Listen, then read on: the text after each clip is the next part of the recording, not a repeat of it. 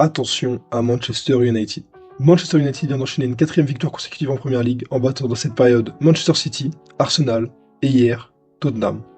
Aujourd'hui, on va faire une analyse de ce match contre les Spurs de Tottenham qui montre bien la révolution qu'est en train de mener Michael Carrick au sein du club dont il vient d'être l'entraîneur.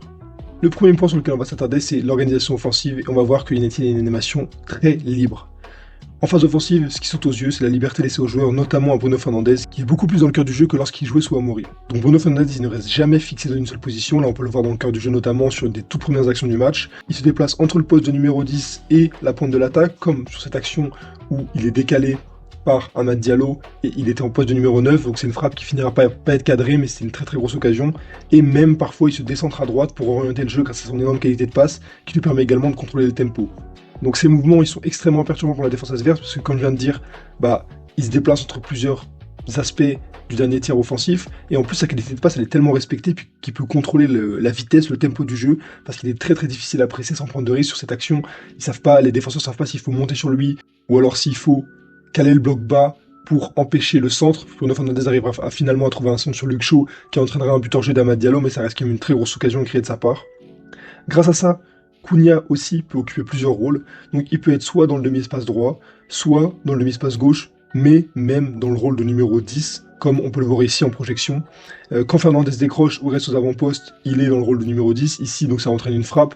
Là, encore une fois, quand Fernandes passait en tant que numéro 9, Cunha était juste derrière, au niveau de l'arbitre, et c'est cette position-là qu'il aime bien parce qu'il peut soit frapper, soit orienter le jeu grâce à son énorme qualité technique. De plus, Mbeumo il alterne entre un rôle de numéro 9, parfois en attaque placée, ou alors en transition rapide, il est numéro 9, et à la fois entre un positionnement très large côté gauche, notamment en phase défensive, ce qu'on va voir juste après.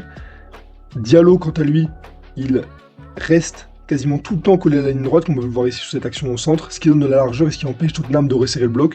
Donc United étire la défense adverse tout en gardant de la présence dans l'axe, notamment grâce à une grosse variété de mouvements d'attaque avec tous les joueurs, donc Diallo, Mbeumo, Cunha et Fernandes, qui ont des postes qui sont assez définis, mais à la fois qui ont quand même beaucoup de mouvements, comme on vient de l'analyser. Et cette liberté offensive qu'on vient d'évoquer, elle est rendue possible par un très gros changement tactique depuis l'arrivée de Michael Carrick.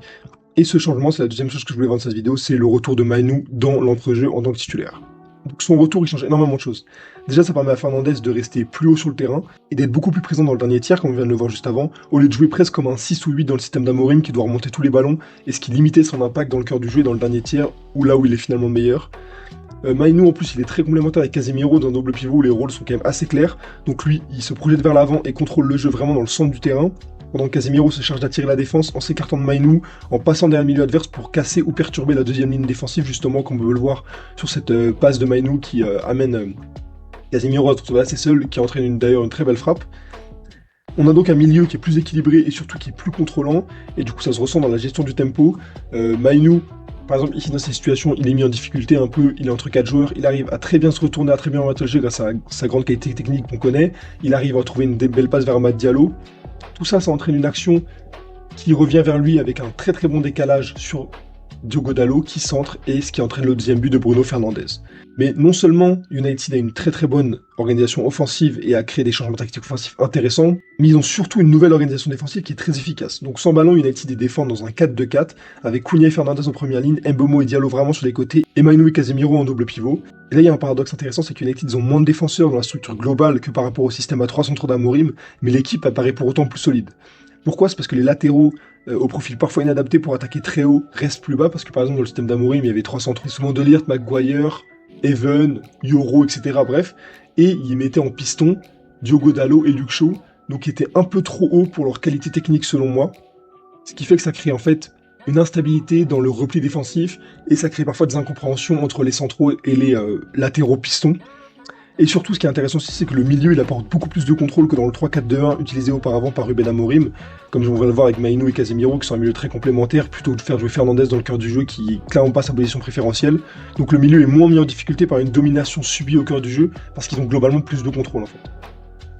Également, une dernière chose que je voudrais évoquer par rapport à United, c'est qu'il y a un détail clé, c'est les coups de pied arrêtés. L'ouverture du score, elle vient d'une combinaison sur corner très bien travaillée avec Fernandes et Mainoo impliqués, encore une fois les mêmes acteurs.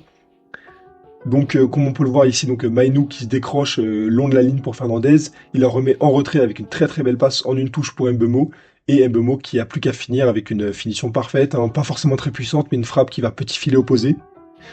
Et 3 minutes plus tard, énorme occasion de Casemiro, qui est très très bien sauvé par Vicario, le goal de Tottenham, qui a fait un gros match d'ailleurs, sur une belle combinaison de corner avec Mbeumo. Mbeumo qui fait un centre après la remise de Diallo sur lui suite au corner. Parfait sur la tête de Casemiro qui est malheureusement arrêté. Mais voilà, ça rappelle quelque chose qu'on voit énormément dans le football moderne, comme Arsenal par exemple. Ça rappelle encore une fois l'importance des phases arrêtées pour débloquer des matchs serrés ou ouvrir le score, comme on a pu le voir hier pour United. Donc la conclusion pour moi, c'est que la victoire de United, elle vient surtout d'un meilleur équilibre collectif. Fernandez, il est libéré plus haut. Mainoo, il stabilise et contrôle l'entrejeu grâce à sa qualité technique et sa complémentarité avec Casemiro dans le double pivot. Et surtout, la structure défensive est beaucoup plus cohérente. Donc attention à United qui peut aller chercher une 5e victoire d'affilée contre West Ham la semaine prochaine et sauver notre ami et ses cheveux de ouf là. Donc voilà, j'espère que cette vidéo vous aura plu. N'hésitez pas à me dire ce que vous en avez pensé dans les commentaires. N'hésitez pas à liker, commenter comme je viens de dire, partager, vous abonner. On se dit à la prochaine pour une nouvelle vidéo. Salut les mecs, que Dieu vous bénisse.